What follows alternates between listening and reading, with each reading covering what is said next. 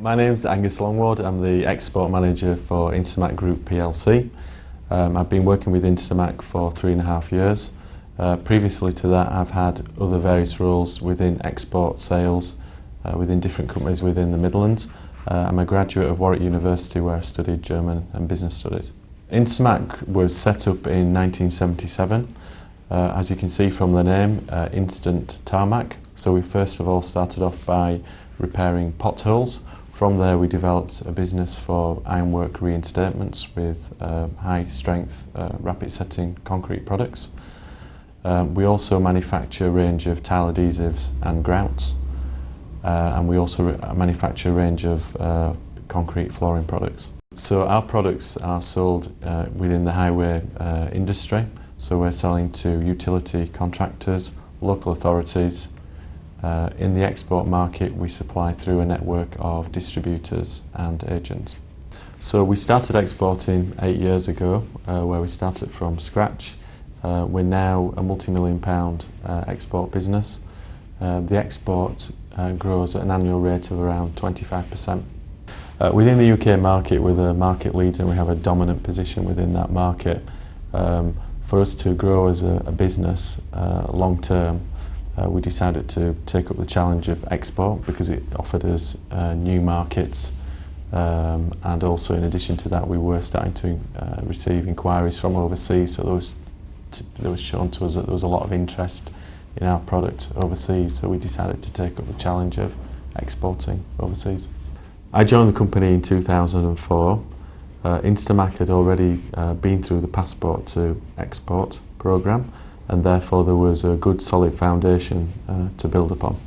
So my first priorities were to assess and visit the existing export markets and assess the existing distributors to ensure that they were fully set up to promote and sell the products within the countries of responsibility. For example, during the review we would review to ensure that they had the right literature in their own foreign language, the right packaging, to enable them to promote and sell the product in their markets. The company had been through the passport to export programme, so I decided that it would be to build on this foundation, to make contact with the trade advisor within the local Chamber of Commerce, to develop a relationship and to build on the success we'd already had. We looked at our existing markets, but we also wanted to develop new markets. Our priorities initially were the Scandinavian and Baltic states. We already had an existing market in Norway, and we felt that we could roll this out into other Scandinavian and Baltic markets. Therefore we worked closely with the UKTI to develop a programme to explore and exploit the opportunities in these areas. The UKTI invited us to a seminar on the Baltic states in the UK. At the seminar we heard about success stories and case studies of other British companies that had sold into these markets. It also gave us the opportunity to meet the relevant trade advisors within the embassy and to have initial consultations on whether our product would have success within these areas. After we went to the seminar, we took the decision that it would be worth exploring further the opportunities within the Baltic states. The UKTI was organising a trade mission to that area, so we decided to participate within that. To ensure that we had maximum success during our visit, we undertook our own research via desk research on the internet, etc., through our other partners. But to gain maximum success, we took the decision to undertake an OMIS report. The OMIS report provided us with excellent contacts within the local market, and through the embassies they set up contacts with us for potential partners and also key decision makers within the country. So for example, the OMIS report and the research that was done by the people in the embassy, they opened up doors for us within the market, and they set up some extremely useful contacts. So for example, in Latvia we had the opportunity to have a meeting with the Director of Transport for Riga City Council. such a contact we could never obtain ourselves, and certainly working with the embassy, they were able to open doors that we can't open. After our meeting with the Director of Transport for Riga City Council, he was very impressed with our concept. He was so impressed that he wanted to come and see the product being used in the UK initially. So we invited him to London, where we showed him a live use of our product. After that, he invited us to do a demonstration within Riga several months later. In the meantime, we'd actually identified a potential partner to distribute our products.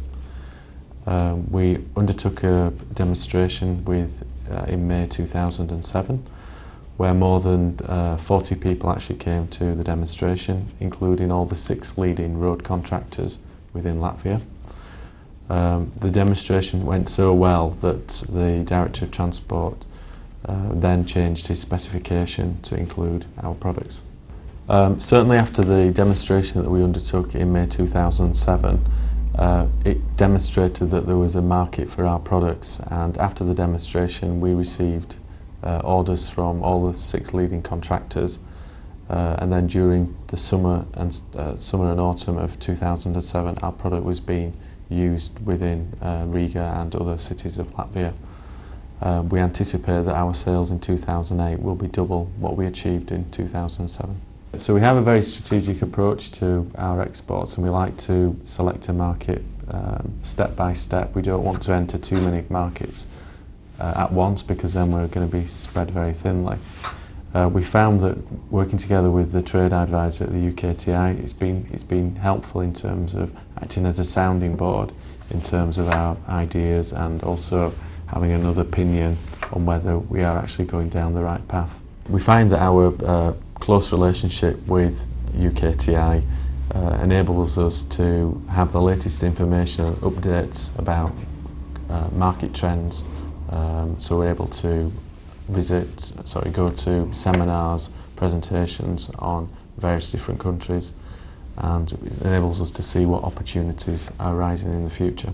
As a company, we have a strategic objective to build on the success we've had so far in the export area, and we're constantly looking to open up new markets and find new opportunities overseas, and the UKTI provides an excellent platform to enable us to obtain such information.